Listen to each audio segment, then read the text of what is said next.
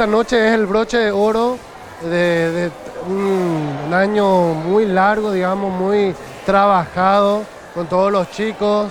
Que estuvimos haciendo muchas actividades musicales, también actividades con el medio ambiente, tratando de mejorar siempre, de ayudar a la comunidad.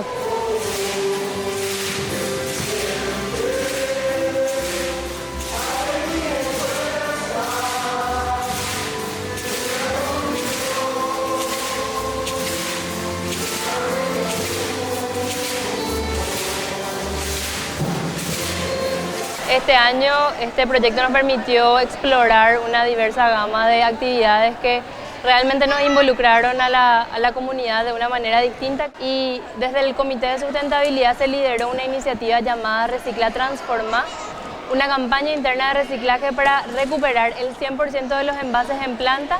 Hoy nos permitió transformar ese total de 2 toneladas de plástico que juntamos entre todos los 1.200 colaboradores de Paresa en una cantidad de instrumentos musicales.